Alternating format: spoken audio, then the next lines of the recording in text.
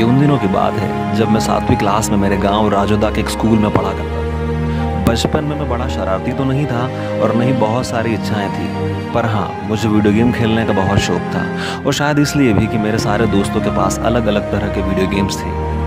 मेरे पिताजी की उस समय बाहर कहीं कन्नौज खाते गाँव में जॉब हुआ करती थी। वीकेंड्स में वो घर आते थे, बहुत सारी बातें होती थी हमारे बीच। He used to love me a lot. पिताजी जब भी घर आते, मैं अक्सर उनसे कहा करता था, पिताजी मुझे एक वीडियो गेम चाहिए।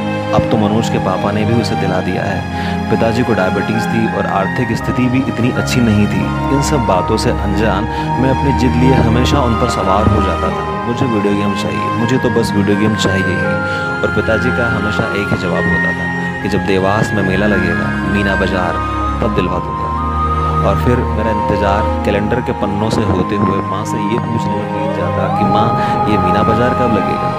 और इस बीतते समय के साथ एक दिन वो दिन भी आ गया जब मीना बाजार शुरू हुआ। पिताजी अपनी पुरानी साइकिल पर बिठाकर मुझे मीना बाजार दिखाने ले गए। जैसे ही हम लोग मीना बाजार पहुँचे, मैं पिताजी का हाथ पकड़कर उन्हें वीडियो गेम वाली दुकान पर ले गया।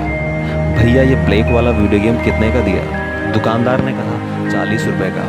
पिताजी ने कहा कि उनके पास कुल 30 रुपये ही है। शायद उन दिनों 40 रुपये भी बड़ा अमाउंट हुआ करता था। फिर पिताजी ने मुझे मीना बाजार की स्पेशल पानी पूरी खिलाई और हम घर वापस आ गए। लेकिन मेरे अंदर वीडियो गेम से खेलने की पनपती चाहत ख़त्म नहीं हुई। मैं फिर से अपनी जिद पर बैठ गया और पिताजी अपनी नौकरी के चलते बाहर चले गए। अब तो मैं 7वीं क्लास पास करके 8वीं में आ गया था, पर मेरी वीडियो गेम से खेलने की इच्छा मीना बाज़ार के इंतज़ार में बरकरार रही। और फिर मीना बाज़ार फिर से लगा। फिर पिताजी और मैं अपनी साइकिल से मीना बाज़ार देखने गए। मैं फिर से पिताजी को एक वीडियो गेम की दुकान पर ले गया और इस बार वीडियो गेम की कीमत अलग थी। दुकानदार ने कहा वीडियो गेम 60 रुपये का है। और फिर पिताजी मुझे दूसरी दुकानों पर घुमाने लगे और इस बार भी हम बिना वीडियो गेम लिए, बिना वीडियो गेम खरीदे केले खाकर घर वापस आ गए और मेरी वीडियो गेम से खेलने की चाहत और बढ़ती गई। पिताजी फिर बाहर चले गए और मैं कैलेंडर के पन्ने टटोलता रहा। इस बार मैं 9th क्लास में था, लेकिन वीडियो गेम मन में एक अटूट जगह बनाया हुआ था। और फिर एक दिन मेरे भैया स्कूल में आए और कहा पिताजी की तबीयत ख़राब है, उनको हॉस्पिटल में एडमिट कराया गया है और उन्होंने स्कूल से मेरी 15 दिन की छुट्टियां ले ली। पिताजी की शुगर की प्रॉब्लम बढ़ गई थी। मैं अब घर से खेत और खेत से घर के बीच अपनी लाइफ के दिन गुजार रहा था। दिन भर यही सोचता रहता था कि पिताजी हॉस्पिटल से आएंगे, फिर मुझे वीडियो गेम दिलवाने ले जाएंगे। 2 महीने बीत चुके थे, स्कूल नहीं गया था और फिर एक दिन भैया घर आए और बोले पिताजी अब नहीं रहे, पिताजी हमें छोड़कर चले गए, वो अब कभी नहीं आएंगे। मेरे दिमाग में जैसे भूचाल सा आ गया, कुछ समझ नहीं आ रहा था। उसके बाद क्या हुआ मुझे नहीं पता चला। 2 महीनों के बाद घर में कुछ कर्जे को लेकर चर्चा हुई। भैया एक जगह नौकरी पर लग गए थे और शायद मेरे लिए भी उस समय नौकरी करना ज़रूरी हो गया था। मैंने देवास की एक तेल कंपनी में नौकरी करना शुरू कर दिया। उन दिनों कंपनियों में कॉन्ट्रैक्ट बेस्ड जॉब आसानी से मिल जाया करती थी। मैं पिताजी की पुरानी साइकिल से नौकरी करने लगा। मेरी सैलरी उस समय 30 रुपये पर डे थी। गांव से कंपनी तक जाने का एक कच्चा रास्ता था जो बिना देवास में एंटर किए कंपनी तक जाता था।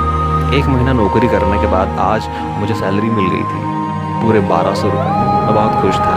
जीवन में पहली बार अपनी मेहनत से 1200 रुपये कमाए थे। सोचा इस बार देवास से होते हुए घर जाता हूँ और मैं अपनी साइकिल से देवास के MG रोड से होता हुआ घर की ओर आने लगा। रास्ते में मैंने एक बड़ी सी दुकान देखी जो पूरी कांच से बनी हुई थी और सामने शोकेस में बहुत सारे वीडियो गेम्स भी रखे हुए थे। मैं रुक गया और उन वीडियो गेम को बहुत देर तक देखता रहा। मेरी जेब में 1200 रुपये थे। सोचा अगर आज चाहूँ तो एक साथ 10 वीडियो गेम खरीद सकता हूँ, लेकिन मैं नहीं खरीद पाया। पता है क्यों नहीं खरीद पाया? क्योंकि मुझे लगा शायद अब मेरी वीडियो गेम से खेलने की उम्र चली गई है। अब शायद मेरा शौक बदल चुका था। शायद वो वीडियो गेम से खेलने की जिद अब ख़त्म हो चुकी थी।